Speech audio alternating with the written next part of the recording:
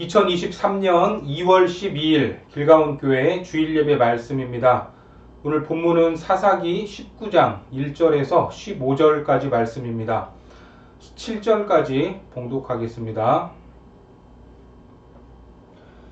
이스라엘의 왕이 없을 그때에 에브라임 산지 구석에 거류하는 어떤 레위 사람이 유다 베들레헴에서 첩을 맞이하였더니 그 첩이 행음하고 남편을 떠나 유다 베들레헴 그의 아버지의 집에 돌아가서 거기서 넉 달 동안을 지내매 그의 남편이 그 여자에게 다정하게 말하고 그를 데려오고자 하여 하인 한 사람과 나귀 2마리를 데리고 그에게로 가매 여자가 그를 인도하여 아버지의 집에 들어가니 그 여자의 아버지가 그를 보고 기뻐하니라. 그의 장인 곧 그 여자의 아버지가 그를 머물게 하매 그가 3일 동안 그와 함께 머물며 먹고 마시며 거기서 유숙하다가 넷째 날 아침에 일찍이 일어나 떠나고자 하매 그 여자의 아버지가 그의 사위에게 이르되 떡을 조금 먹고 그대의 기력을 돋운 후에 그대의 길을 가라 하니라. 두 사람이 앉아서 함께 먹고 마시매 그 여자의 아버지가 그 사람에게 이르되 청하노니 이 밤을 여기서 유숙하여 그대의 마음을 즐겁게 하라 하니 그 사람이 일어나서 가고자 하되 그의 장인의 간청으로 거기서 다시 유숙하더니. 오늘은 내 마음이 향한 곳은 어느 쪽인가 라는 제목으로 하나님 말씀 전하겠습니다. 이제 사사기 19장으로 들어가게 됩니다. 16장에서 12번째 사사 삼손을 끝으로 더 이상 사사의 스토리는 없지만 사사기는 당시 이스라엘의 영적 상태가 어떠했는가를 담담하게 기록해가고 있습니다. 그래서 17장에서 미가의 집안 이야기를 시작으로 떠돌이 레위 청년과의 만남이 있었습니다. 그리고 18장에서는 단 지파의 이야기를 통해서 이스라엘의 민낯을 보여주었습니다. 그런데 이런 말도 안 되는 사건들이 계속해서 일어나는 이유를 어떻게 표현을 하고 있었죠? 그때의 이스라엘에 왕이 없었다라는 것으로 드러내고 있습니다. 사사기 17장 6절에서 그때에는 이스라엘에 왕이 없었으므로 사람마다 자기 소견에 옳은 대로 행하였더라. 18장 1절에도 그때에 이스라엘에 왕이 없었고, 하지만 이스라엘에 왕이 없었던 것이 아니라 그들이 왕이신 하나님을 인정하지 않았고 자기 마음대로 살았기 때문에 말도 안 되는 일들이 일어나고 있었던 것입니다. 그래서 이스라엘의 한 집안 미가의 이야기였지만 그것은 이스라엘이 가지고 있던 신앙의 분위기가 어떠했는가를 보여주고 있고, 떠돌이 레위 청년과 단 지파의 야합을 통해서 그들이 생각하고 있는 제사, 축복이 어떤 개념이었는가를 알 수 있었습니다. 그저 제사라는 형식, 거기에 우상을 만들어 놓고 레위 사람을 제사장으로 세워 종교적인 형태만 갖추고 있다면 하나님이 복을 주실 것이다 라는 그러한 믿음이 있었죠. 이것은 참된 믿음이라고 볼 수가 없는 것입니다. 거의 우상숭배적인 사고를 통해 하나님을 섬기고 있었다 하는 것을 알 수 있습니다. 그래서 미가의 집안, 레위 청년, 단 지파를 보면 물질적으로 타락했고 영적으로 타락했으며 힘의 논리가 지배하는 곳이 당시 이스라엘이었음을 알 수 있습니다. 그리고 오늘 19장으로 넘어오면서 한 레위인의 이야기를 이어가고 있습니다. 역시 19장에서도 무엇을 전제하고 있습니까? 본문 1절에 보면 이스라엘에 왕이 없을 그때에 에브라임 산지 구석에 거류하는 어떤 레위 사람이 유다 베들레헴에서 첩을 맞이하였더니, 19장에서도 마찬가지로 이스라엘에 왕이 없을 그때 이러이러한 일들이 일어났다라고 전제하고 있습니다. 자, 어떤 일이 있었습니까? 에브라임 산지 구석에 거류하던 레위 사람이 유다 베들레헴에서 첩을 맞이했다는 것입니다. 여러분, 하나님이 천지를 창조하시고 인간을 지으신 후에 가장 먼저 만드셨던 제도가 바로 결혼이라는 제도입니다. 하나님은 한 남자에게 한 여자만을 허락하셨죠. 창세기 2장 23절과 24절에 보면 아담이 이르되 이는 내 뼈 중에 뼈요 살 중에 살이라 이것을 남자에게서 취하였은즉 여자라 부르리라 하니라.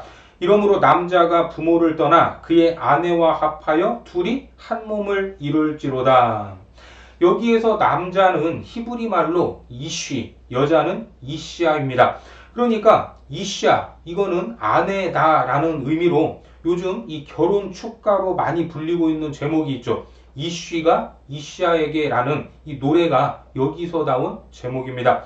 그런데 인간의 죄성으로 인해 한 여자가 아닌 여러 명의 여자를 데리고 사는데 그 첫 번째 이유는 본처가 아이를 낳지 못할 때 여자를 얻는 경우가 많이 있었습니다. 우리가 잘 알고 있는 이 한나가 아이를 낳지 못해서 누가 있었습니까? 브닌나라는 여인을 통해서 아이를 얻었던 것입니다. 사무엘상 1장 2절에 보시면 그에게 두 아내가 있었으니 한 사람의 이름은 한나요 한 사람의 이름은 브닌나라. 브닌나에게는 자식이 있고 한나에게는 자식이 없었더라. 이런 경우가 우리가 흔히 알고 있는 첩입니다. 그런데 오늘 이 원문을 보시면 첩이라는 단어로 필라게시라는 단어가 쓰이고 있습니다. 이 단어는 좀 이 뉘앙스가 다른데 아내가 뭐라고 했죠? 이샤라면 두 번째 여자라는 말은 차라라는 이 히브리 단어를 쓰고 그 다음이 필라게시로 불리는 첩입니다. 이슬람교에서는 능력만 되면 지금도 공식적으로 4명의 여자와 같이 살 수 있다라고 말하는데 성경에서는 그때나 지금이나 한 남자와 한 여자만을 허락하셨습니다. 그러니까 오늘 본문에 나오는 레위 사람의 첩은 무엇을 위해서? 오로지 성욕의 대상으로 그 여자를 얻었다 하는 것을 암시하고 있는 겁니다. 자기 어머니의 돈을 훔쳤던 미가의 집안을 통해서 물질적인 타락을 보여줬고 이제 하나님의 제사 일을 돌보는 레위 사람마저 이러한 목적으로 첩을 얻어서 살 정도였다면 당시 이스라엘의 성적인 윤리가 얼마나 바닥으로 떨어졌는가 하는 것을 볼 수 있는 겁니다. 그런데 이 여인이 무엇을 했다고 합니까? 행음을 했다라고 말합니다. 본문 2절을 보겠습니다. 그 첩이 행음하고 남편을 떠나 유다 베들레헴 그의 아버지의 집에 돌아가서 거기서 넉 달 동안을 지내매. 이게 무슨 일입니까? 첩이 행음을 하고 자기 아버지의 집으로 갔다고 합니다. 오늘날에도 행음은 쉽게 용서할 수 없는 일입니다. 그렇죠? 당시 여자가 행음을 했다면 돌에 맞아서 죽을 일인데 어떻게 아버지의 집으로 돌아갔을까? 좀 궁금하지 않습니까? 계속해서 본문 3절을 보겠습니다. 그의 남편이 그 여자에게 다정하게 말하고 그를 데려오고자 하여 하인 한 사람과 나귀 2마리를 데리고 그에게로 가매 여자가 그를 인도하여 아버지의 집에 들어가니 그 여자의 아버지가 그를 보고 기뻐하니라. 여러분 좀 이상하지 않습니까? 행음한 여인에게 가서 다정하게 말할 수 있는 남자가 얼마나 있겠습니까? 어떻게 그 여인을 다시 찾으러 갑니까? 올 때 그 여인을 태워서 데려오려고 나귀도 2마리나 데려갔다고 합니다. 이 레위 사람의 마음이 한없이 넓어 보이려고 하는데 우리는 행음이라는 히브리 말을 생각해 볼 필요가 있습니다. 행음이다라는 이 말은 말 그대로 부적절한 행위와 더불어 대적하다라는 의미가 있습니다. 그래서 히브리어 성경은 헬라어로 이 번역한 70인역 성경을 보면 행음이라는 단어를 지속적으로 화가 다 있었다라 이렇게 번역을 하고 있습니다. 그러니까 행음, 우리가 생각하는 어떤 성적인 이런 불륜보다는 남편과의 대적, 남편과 불화가 있었던 것으로 볼 수 있습니다. 자, 이런 것들을 반영한 새번역 성경으로 사사기 19장 2절을 보겠습니다. 그러나 무슨 일로 화가 난 그 여자는 그를 떠나 유다 땅의 베들레헴에 있는 자기 친정 집으로 돌아가서 넉 달 동안이나 머물러 있었다. 그러니까 레위인이 무슨 이유인지는 모르지만 자기와 싸우고 친정으로 가버렸던 여인을 찾아가서 다정하게 이야기를 하며 달랜 것으로 보는 것이 더 합리적으로 볼 수 있습니다. 자, 이렇게 해서 장인도 오랜만에 사위 얼굴을 보게 되었고 그는 자기 딸을 찾으러 온 것에 대해 기뻐했던 것 같습니다. 그래서 극진한 대접을 하게 되죠. 본문 4절에서 6절까지 말씀을 보겠습니다. 그의 장인 곧 그 여자의 아버지가 그를 머물게 하매 그가 3일 동안 그와 함께 머물며 먹고 마시며 거기서 유숙하다가 넷째 날 아침에 일찍이 일어나 떠나고자 하매 그 여자의 아버지가 그의 사위에게 이르되 떡을 조금 먹고 그대의 기력을 돋운 후에 그대의 길을 가라 하니라. 두 사람이 앉아서 함께 먹고 마시매 그 여자의 아버지가 그 사람에게 이르되 청하노니 이 밤을 여기서 유숙하여 그대의 마음을 즐겁게 하라 하니. 방금 읽으신 내용을 보면 일단 3일 동안 장인의 집에서 머물렀습니다. 그리고 4일째 되는 날 떠나려고 했는데 장인이 좀 더 먹고 쉬다가 가라면서 하루를 더 자고 가라고 말을 하죠. 원래 유대인들은 나그네를 환대하는 것을 중요시 여겼습니다. 신명기 10장 19절 말씀에 보면 너희는 나그네를 사랑하라. 전에 너희도 애굽 땅에서 나그네 되었음이니라. 이런 법은 3일 동안 먹이고 입히고 다시 길을 떠날 수 있도록 기력을 회복시켜 주는 것입니다. 그래서 아브라함이 부지 중에 천사를 영접하지 않았습니까? 히브리서 13장 2절에 보니까 손님 대접하기를 잊지 말라. 이로써 부지 중에 천사들을 대접한 이들이 있었느니라. 한편으로 낯선 사람은 신이 보낸 존재로 여겼고 숙소가 없던 그 시절에 나그네들은 길 위에서 위험을 맞을 수 있었기 때문에 그들을 환대했던 겁니다. 그리고 무엇보다도 나도 살아가다 보면 나그네가 될 수 있기 때문입니다. 이러한 유목민들의 나그네에 대한 환대는 자기 원수라고 할지라도 그가 길을 잃었을 때에는 기력을 회복하고 도울 정도였다라고 합니다.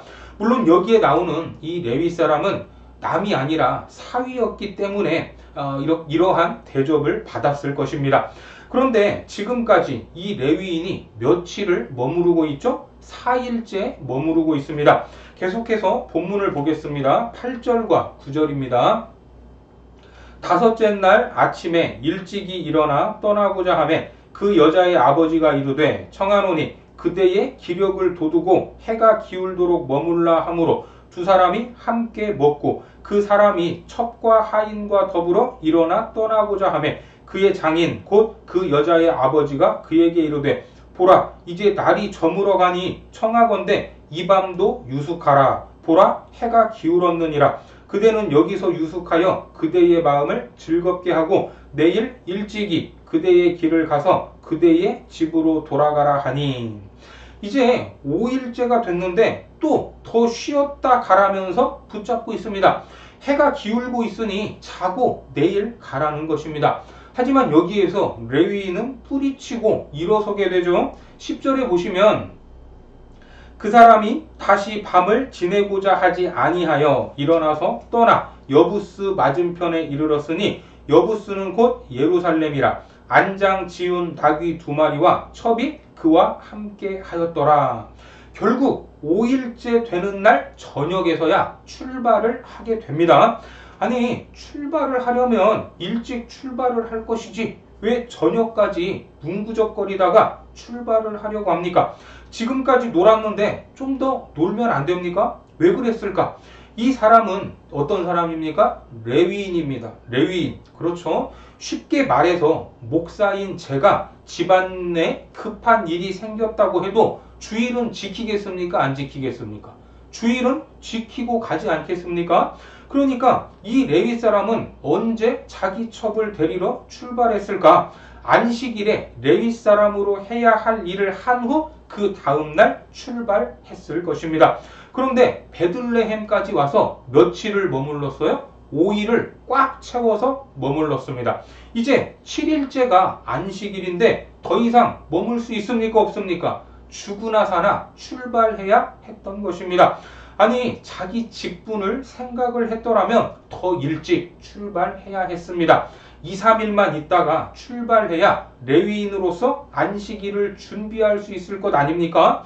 이런 우스갯소리가 있지 않습니까? 한 아들이 오늘 교회 가기 싫다라고 떼를 쓰면서 이불 속에 있는데 그 아들의 어머니가 와서 이렇게 말했답니다. 그래도 너는 교회를 가야 되지 않겠냐? 네가 담임 목사인데 네가 안 가면 예배를 어떻게 하겠냐? 그렇죠. 주일에 교회당이 텅텅 비어도 담임 목사는 그 자리를 지키고 있어야 되는 것 아닙니까? 비록 그때에 이스라엘에 왕이 없었다라고 하면서 하나님을 왕으로 인정하지 않고 물질적으로, 도덕적으로, 성적으로 타락했다고 해도 종교적인 형식과 제도는 진행되고 있었기 때문에 레위 사람은 돌아가지 않을 수 없었던 것입니다. 그런데 너무나 늦어버린 겁니다. 그냥 계속해서 시간만 보내고 있었던 것입니다. 정말 가기 싫었던 것 같고 참으로 게으른 사람 같습니다. 그렇게 민기적거리다가 저녁에 출발하면 에브라임 산지까지 절대로 도착할 수 없습니다. 결국 가는 길에 하룻밤을 더 자야 했던 것입니다. 본문 11절을 보니까 그들이 여부스에 가까이 갔을 때에 해가 지려 하는지라 종이 주인에게 이르되 청하건대 우리가 돌이켜 여부스 사람의 이 성읍에 들어가서 유숙하십시다 하니, 여기에 나오는 여부스 땅은 훗날 다윗 왕 시절에 예루살렘이 되지만 아직까지는 이스라엘이 점령하지 못한 이방인의 땅이었습니다. 사사기 1장 21절에 보면 베냐민 자손은 예루살렘에 거주하는 여부스 족속을 쫓아내지 못하였으므로 여부스 족속이 베냐민 자손과 함께 오늘까지 예루살렘에 거주하니라. 결국 베냐민 지파가 아직까지 자기 사명을 다 못하고 있었던 것입니다. 그러한 이유로 레위인이 뭐라고 말하죠? 12절에 보시면 주인이 그에게 이르되 우리가 돌이켜 이스라엘 자손에게 속하지 아니한 이방 사람의 성읍으로 들어갈 것이 아니니 기브아로 나아가리라 하고, 해가 저물었으니 여기서 하루를 묵어야 될 것 같다라고 종이 말했지만 자기는 이방인의 땅에서 자고 가지 않겠다면서 굳이 기브아까지 가겠다고 말합니다. 이 모습만 본다면 참으로 신실하고 레위인으로서 지킬 것은 잘 지키고 있구나라는 그런 생각이 들지 않겠습니까? 엄청 깨끗해 보이지 않습니까? 하지만 이 레위인이 어떤 사람입니까? 첩을 두고 있는 종교인으로서 지금 자기 종 앞에서 종교인으로서 지켜야 할 것을 지키겠다고 강조하고 있는 것입니다. 이것이 앞뒤가 맞습니까? 자기 욕망을 채우기 위한 죄악은 아무렇지도 않게 지으면서 이방인의 땅은 밟지 않겠다라는 것으로 종교적인 지조를 지키려고 하는 것입니다. 한마디로 내가 원하는 것을 위해서는 죄를 지어도 괜찮고 다른 것은 지키겠다면서 위선적인 모습을 보이고 있습니다. 참으로 선택적인 정의가 아닐 수 없습니다. 아무튼 그렇게 해서 기브아까지 가게 됩니다. 13절과 14절을 보겠습니다. 또 그 종에게 이르되 우리가 기브아나 라마 중 한 곳에 가서 거기서 유숙하자 하고 모두 앞으로 나아가더니 베냐민에 속한 기브아에 가까이 이르러 해가 진지라. 베들레헴에서 거의 저녁에 출발을 했고 여부스에서 해가 질 무렵이었는데 이제는 해가 져버렸습니다. 당시 여관도 호텔도 없는 그곳에서 그들이 의지할 수 있는 것은 앞서 말씀드렸던 나그네 환대법을 따라 자기 집을 스스로 내어주는 사람들입니다. 그런데 그 땅에서 그런 사람을 찾기가 쉽지 않았던 것 같습니다. 15절에 보니까 기브아에 가서 유숙하려고 그리로 돌아 들어가서 성읍 넓은 거리에 앉아 있으나 그를 집으로 영접하여 유숙하게 하는 자가 없었더라. 여기 베냐민 지파의 땅으로, 이곳은 베냐민 지파의 땅으로서 형제들이 사는 곳과 같습니다. 그렇게 해가 져서 성읍 넓은 거리에 앉아 있었는데 누구 하나 관심을 갖습니까? 안 갖습니까? 관심을 가지지 않았던 것입니다. 이것은 이스라엘 공동체가 하나님의 율법을 지키고자 하는 마음이 근본적으로 없었다 하는 것을 보여주는 것입니다. 그렇습니다. 이처럼 하나님의 율법, 그 말씀이 우리 심령 가운데로 들어오지 않으면 세상으로 흘러가게 되어 있습니다. 지금 사사기 17장부터 보여주고 있는 이스라엘의 모습이 어떤 모습입니까? 미가의 가정을 통해서 물질적 타락과 종교적 타락을 받습니다. 좀 더 나아가 단 지파의 모습을 보면서 힘의 원리에 의해 아모리 족속에게 밀리니까 하나님이 주신 사명을 내팽개쳤고 자기들이 보기에 좋은 곳으로 떠나면서 하나님이 주신 땅이라고 선언을 했습니다. 그 과정에서 힘의 원리로 자기들보다 미약한 미가의 가정에서 도둑질을 했습니다. 우리가 하나님을 바라보지 않을 때, 세상 것에 관심을 가질 때, 그때가 언제입니까? 하나님을 왕으로 모시지 않을 때, 그때입니다. 그렇게 되면 필연적으로 땅의 것으로 우리의 관심과 우리의 시선이 집중될 수밖에 없다 하는 것을 알아야 합니다. 이스라엘의 일반 가정에서도, 하나의 큰 지파에서도, 그리고 오늘 레위 사람마저도 첩을 두고 살아가는 이스라엘의 모습을 우리는 볼 수 있습니다. 특별히 19장에서는 더 이상 인물들에 대해서 언급을 하지 않습니다. 그 이름이 무엇인지 말씀하지 않습니다. 그 이유는 이제 더 이상 특정한 이름을 말할 필요도 없이 이러한 일들이 그 공동체 안에 만연하게 일어나고 있었다라는 것입니다. 마태복음 6장 24절을 보시면 한 사람이 두 주인을 섬기지 못할 것이니 혹 이를 미워하고 저를 사랑하거나 혹 이를 중히 여기고 저를 경히 여김이라. 너희가 하나님과 재물을 겸하여 섬기지 못하느니라. 그렇습니다. 한 사람이 두 주인을 섬길 수 없습니다. 하나님과 세상, 여러분들의 마음은 어느 쪽을 향하여 있습니까? 오늘 세상적인 레위인, 그는 자기 책무를 잊고 첩을 얻어 살았으며 자기 사명을 잊고 거기에서 5일을 머물렀습니다. 경기를 앞둔 운동선수의 초점은 어디에 있어야 합니까? 경기하는 날, 그날 당일에 있어야 됩니다. 그 하루를 위해서 최상의 컨디션을 유지해야 합니다. 그 컨디션을 위해 먹는 것도 주의해야 하고 잠도 잘 자야 됩니다. 삶의 초점이 경기 당일을 위해 있는 것입니다. 오늘 하나님을 향한 우리의 마음 중심이 어디에 있는가 하는 것을 스스로 점검해 보시고, 행여 세상을 향해 마음을 빼앗겼다면 다시 하나님의 말씀을 기억하시고 하나님이 주신 사명으로 돌아오시기 바랍니다. 그래서 우리에게 주어진 귀한 시간을 허비하지 아니하고 우리를 향하신 하나님의 계획이 우리의 삶 가운데 온전히 성취되기를 주님의 이름으로 축원합니다. 기도하겠습니다.